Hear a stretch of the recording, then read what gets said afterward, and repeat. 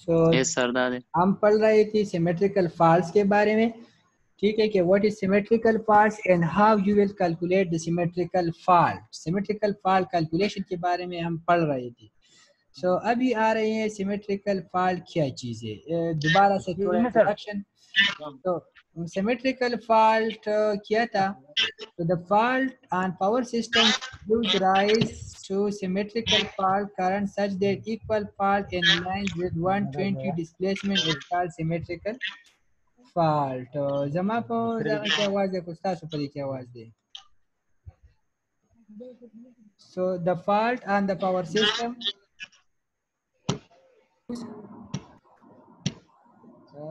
the fault is, हाँ ये fault जो आपके साथ क्या शो करते हैं,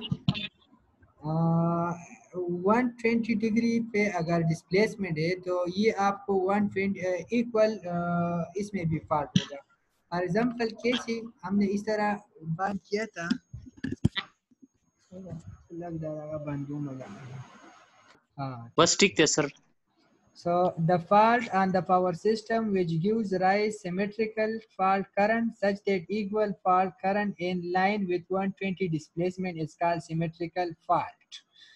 सिमेट्रिकल फाल्ट का मतलब ये था कि फॉर एग्जांपल आपके साथ तीन फेजेस है, 3 फेजेस, और ये 3 फेजेस कहाँ से बनती है? ये फेजेस आपके साथ बनती है हमारे साथ वाई कनेक्शन से।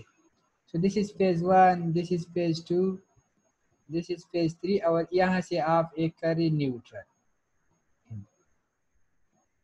ठीक है। सो अगर इधर कुछ फॉल्ट आ जाए, सो अभी ये 3 फेज है, तो 360 को अगर आप 3 पे डिवाइड करें तो आते हैं 120। अभी 120 डिग्री ये इसका जो करंट है, इसका करंट इसका करंट एक दूसरे से 120 डिग्री डिस्प्लेसमेंट में इसके फर्क है। अभी आपने क्या करना है, अभी आपने इस तरह करना है कि फॉर एग्जांपल इधर फॉल्ट आ गया, इधर फॉल्ट आ गया, इधर, ठीक है, तीन एक दूसरे के साथ इकट्ठे हुए। तो इस फॉल्ट की वजह से करंट में जो राइज आ गया, फॉर एग्जांपल 2 एम्पेयर से वो डायरेक्ट 100 एम्पेयर तक से पहुंच गया। सो ये भी इस तरह गया, ये भी इक्वल चेंज आ गया, और फिर भी इस चेंज के बाद फिर भी इस और इसके दरमियान फेज डिफरेंस कितने 120 के है। सो this is called symmetrical fault. इसको कहते हैं symmetrical fault. Fault and power system which gives rise to symmetrical fault current equal fault in lines with 120 degrees को कहते हैं ये। For example, 3 symmetrical faults occur when all 3 conductors are brought together simultaneously. अगर तीनों conductor simultaneously एक जगह पे आ जाए तो इसको कहते हैं सिमेट्रिकल फॉल्ट की। For example red, yellow and blue, इन तीनों को हमने इस पॉइंट पे लिया तो this current is called short circuit current, और इस फॉल्ट को कहते हैं सिमेट्रिकल फॉल्ट। सिमेट्रिकल फॉल्ट पढ़ने की क्या फ़ायदा था? एक ये था कि चूँकि ये रेयरली अकर होते हैं, इतना नहीं होता, लेकिन जो शॉर्ट सर्किट का बिहेव है दिस इज सिमेट्रिकल, तो इसलिए हम क्या करते हैं, सिमेट्रिकल फॉल्ट पढ़ते हैं। दूसरा है कि symmetrical fault is more severe and impose more heavy duty on circuit breaker. ये सबसे ज़्यादा सिवियर है क्योंकि इसमें तीनों एक दूसरे ये तीनों पेज एक पॉइंट पे गया। सो इसमें जो इंक्रीज इन करंट होगा वो मैक्सिमम होगा, बहुत ज़्यादा करंट होगा, और जब करंट बहुत ज़्यादा मैक्सिमम होगा तो सर्किट ब्रेकर को ड्यूटी स्ट्रांगली होनी चाहिए, स्ट्रिक्टली, ताकि वो बिल्कुल इसको जैसे ही इसको सेलेक्ट करे और वो ट्रिप हो जाए, ठीक है। सो इसकी वजह से ड्यूटी उनकी हेवी हो सकती है। दासी नहीं चले का फॉर एग्जांपल संचे स्टॉक एक्सचेंज दशत गर रावलो ना यो इक्विटी नो कार्य वको दसे नहीं ची आगोरा शो दा कारनी करें दा शंचे फॉल्ट अकरशी और सर्किट ब्रेकर द मख सारा एक्शन वाकली नो दा बस सारा गुड पावर सिस्टम है, और दासी नहीं ची दूसरा फॉल्ट अकरशी चागा पावर सर्किट ब्रेकर मोस, लेकिन इधर आपके साथ ये जो है ना, इसके लिए सर्किट ब्रेकर का ड्यूटी थोड़ा स्ट्रांग होनी चाहिए। ये तो आपके साथ सिमेट्रिकल फॉल्ट था।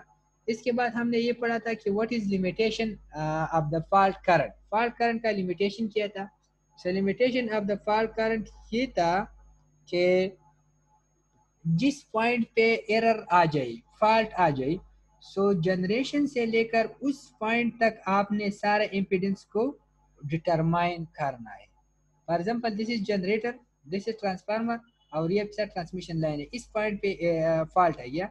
सो आपको इस जनरेशन सिस्टम में इधर जो जनरेटर है, ये जो ट्रांसफार्मर है और ये जो लाइन है, इसका इम्पीडेंस आपको मालूम होनी चाहिए।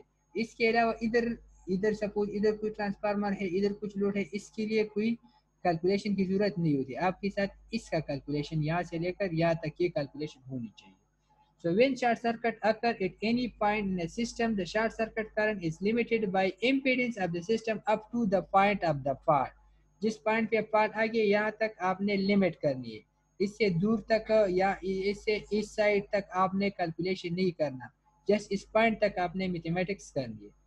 Thus, referring to the figure 17.2, if the fault occur in feeder at point F, is point F पे गया, then the short circuit current from the generation station will have value limited to the impedance of generator, transformer and impedance line between the generator and the point at which the fault occur.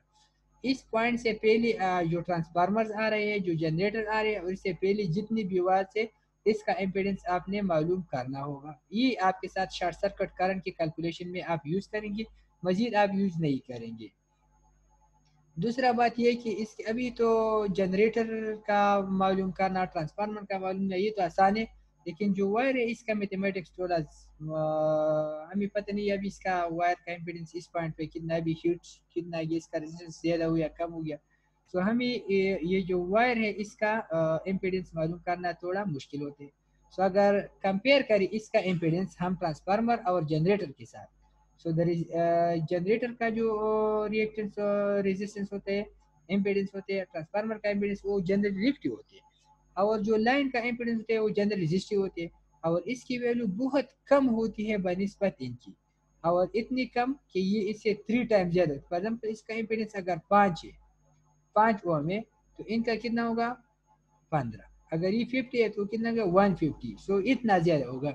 सो कहने का मतलब ये है कि अगर आप इस resistance को इग्नोर करें, तो आपके साथ अगर आप फिर कैलकुलेशन करेंगे तो ये कंफर्म बात है कि आप जो कैलकुलेशन करेंगे वो गलत करेंगे, इसमें थोड़ा बहुत गलती होगा, आपका कैलकुलेशन एग्जैक्ट वैल्यू से एक्सीड करेंगे।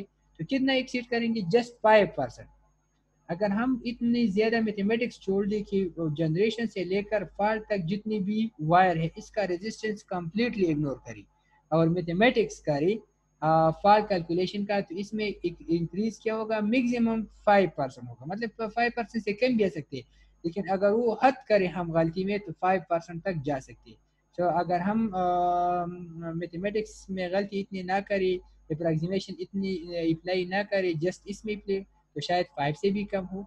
तो कहने का मतलब ये है कि अगर आप इसको इग्नोर भी करें तो आपके साथ फॉल्ट कैलकुलेशन पे, शॉर्ट सर्किट कैलकुलेशन पे इतना इफेक्ट नहीं होगा, और आप आसानी से अपना मैथमेटिक्स कर सकते हैं और इसको इग्नोर करेंगे, ठीक है।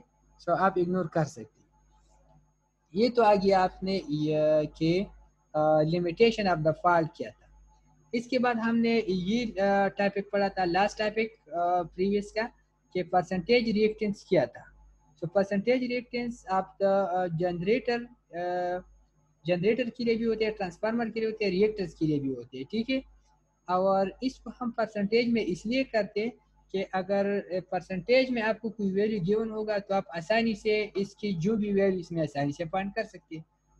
फॉर एग्जाम्पल अगर आपको हम ये कह दें कि आपको हम 5% स्कॉलरशिप देंगे, तो आप 5% स्कॉलरशिप आपको पता लग जाएगा कि ये तो फॉर एग्जाम्पल अभी फीस मेरा इतना है, तो उसमें कितने पैसे मुझे माफ होंगे, इतनी, आप आसानी से। लेकिन अगर आपको हम इस तरह बताएं कि इस बंदे को मैंने 30,000 में ये 25,000 जमा करेगा, मजीद नहीं जमा करेगा, ये इतना जमा करेगा, तो ये मैथमेटिक्स याद करना मुश्किल होगा।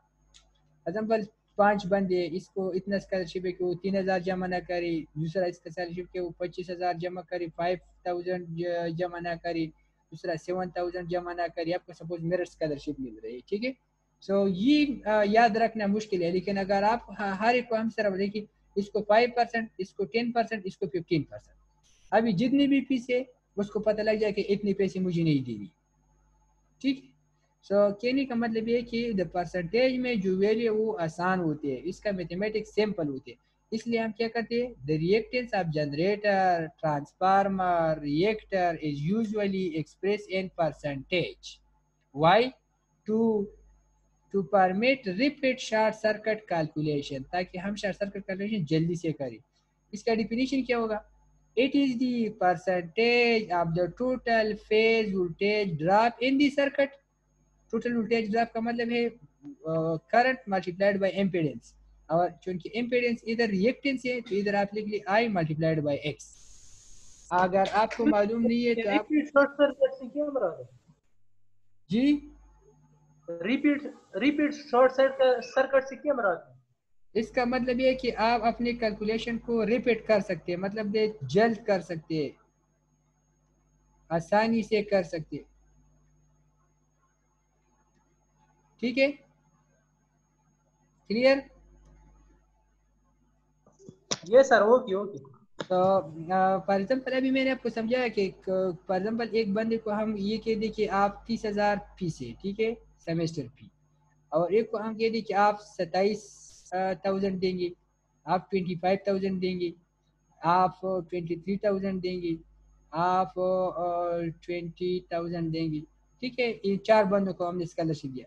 अभी इसको भी पता नहीं कि मुझे कितना परसेंट मिले, कितना मुझे मिले, कितना। अगर अभी फॉर एग्जाम्पल 40,000 रुपये फी हो तो फिर इसको पता नहीं चलता कि अभी मुझे कितनी पैसे जमा करनी है।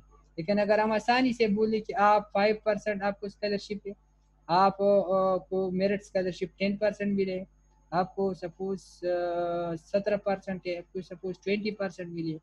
सो अभी इसको जितना भी आप सेमेस्टर फी चेंज करें तो आपके साथ मेरिट स्कॉलरशिप आसानी से मिल जाएगा। इसी तरह अगर आप रिएक्टेंस को परसेंटेज में लिख ली, सो फॉर एग्जाम्पल ट्रांसफार्मर में 5% रिएक्टेंस है, ठीक है, आप जितने भी इसका केवीए बढ़ाए तो इस केवीए के हिसाब से आप इसका रिएक्टेंस आसानी से पॉइंट कर सकते हैं। तो इसलिए हम बोलते हैं कि the reactors and generators and transformer are usually express in percentage reactance. और परसेंटेज रिएक्टेंस को डिफाइन कैसे करेंगे? It is the it is the percentage of total impedance voltage drop in the circuit when full load current is flowing। अगर full load current कोई power system की कुछ part में flow कर रहे हैं, सो इसमें जो वोल्टेज ड्रॉप है, वोल्टेज ड्रॉप आपके साथ अभी क्या होगा? I multiplied by Z.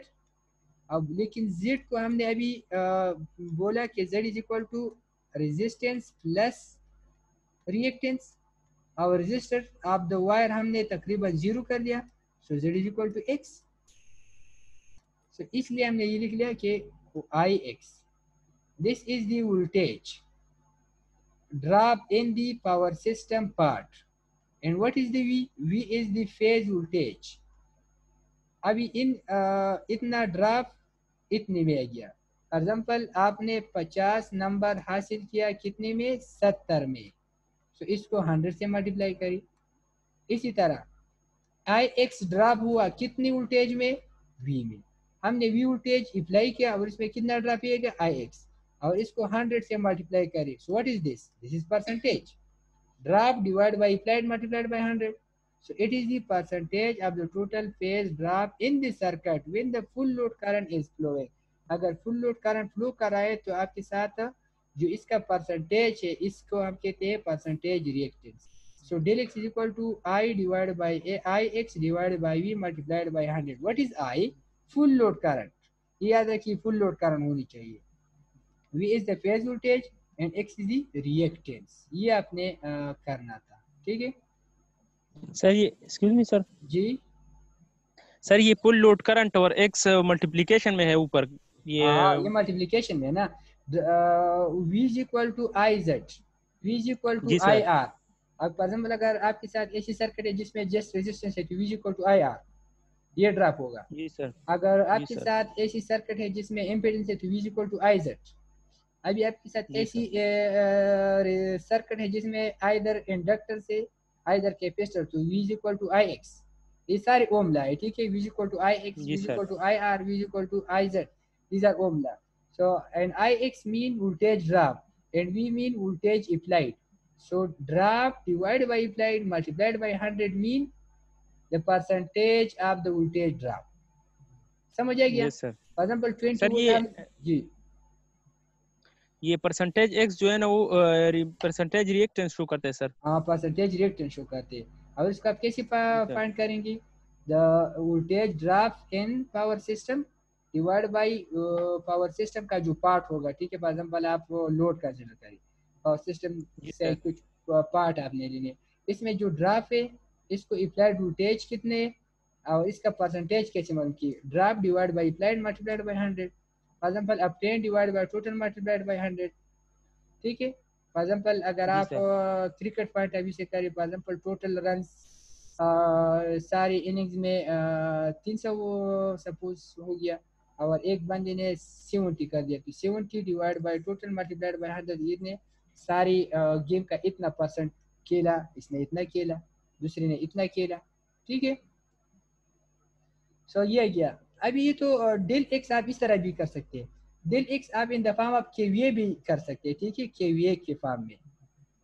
So KVA के फॉर्म में आप कैसे लिखेंगे? जी सर। इसी तरह del X is equal to KVA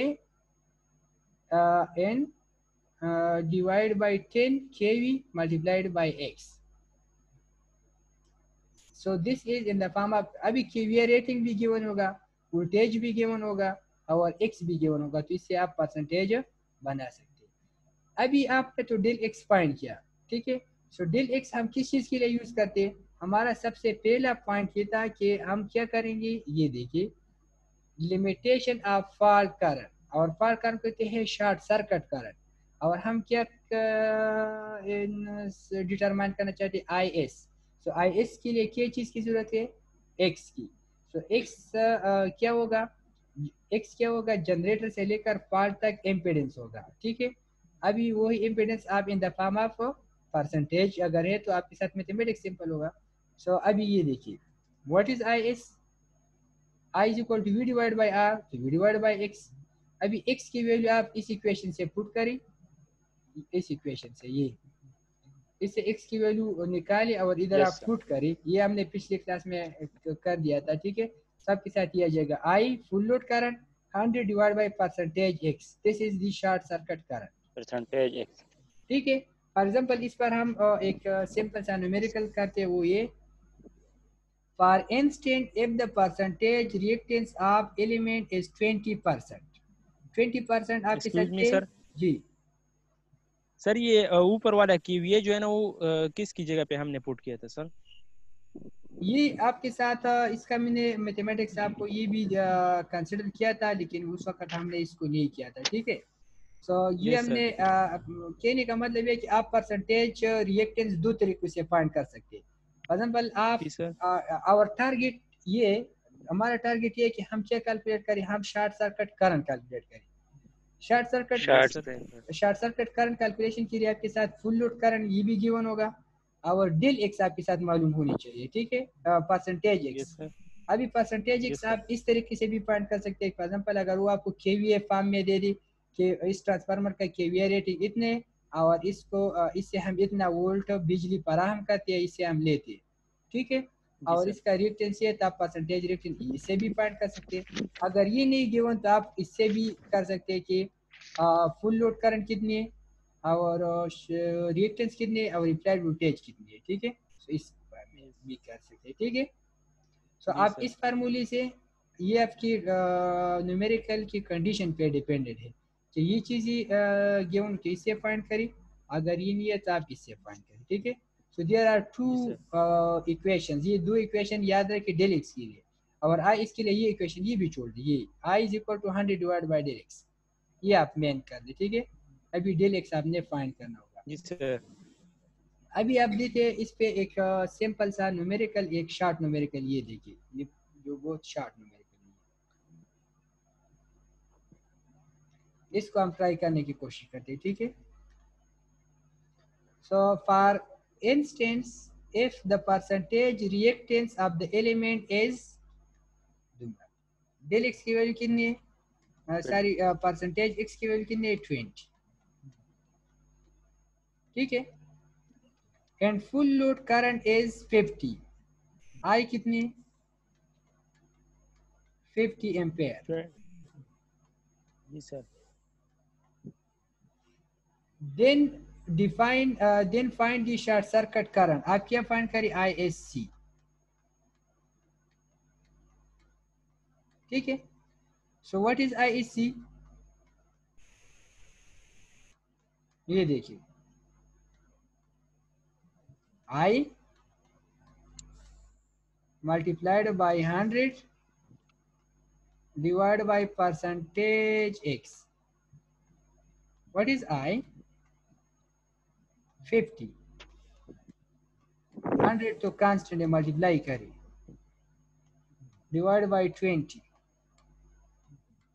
21 are 1 and 25 are 100, इसको मल्टीप्लाई करिए 250।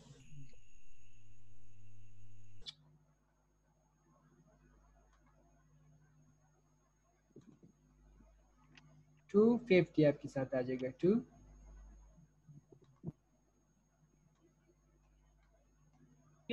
ISC क्या मतलब Y7 सर जी ISC सेलिब्रेशन के जगह ISC का मतलब है current short circuit current, short circuit current, ठीक है। फॉल्ट करंट को कहते हैं शॉर्ट सर्किट करंट, क्योंकि जब फॉल्ट आकर हो जाए तो मैक्सिमम करंट फ्लो करते हैं, और मैक्सिमम करंट को हम शॉर्ट सर्किट करंट भी कह सकते हैं, क्योंकि शॉर्ट सर्किट या मैक्सिमम आपको मैंने बोला कि symmetrical analysis is used for short circuit current analysis. कि आप शॉर्ट सर्किट करंट कैसे फाइंड करें, इसके लिए सिमेट्रिकल फॉल्ट कैलकुलेशन है। सो ISC का मतलब है शॉर्ट सर्किट करंट, ठीक। ये आपका था प्रीवियस वर्क, ठीक है। अभी हम पढ़ते हैं परसेंटेज, रिएक्टेंस एंड बेस, लेकिन आपके साथ अभी 3 मिनट से, तो 3 मिनट के बाद आप दोबारा आ जाए, ठीक है। तब क्वेश्चन पे की आगा वो कैसा 3 मिनट अब वक्फो अब्बास ऐसा होनी था सर जी बस ako taas usamo ko sir no غلام علي بقشتا كنا يا غلام علي استاذ غلام علي خواز کوی دا بس تسر وې د نن لپاره دا پوره دی، هغه ته پته نشي دا پریویس دی سم. غلام علي استاذ کوم راغلی دی سیده، او وسیم راغلی، او وسیم هم شته دی. وسیم شته سر، وسیم روح الله نشته سر نو. چشمو نشته. یس سر. اصل کې دوه دي، په ډیر شی روح الله ګان دي، یو په الکترونیکس کې دی او یو دا دی.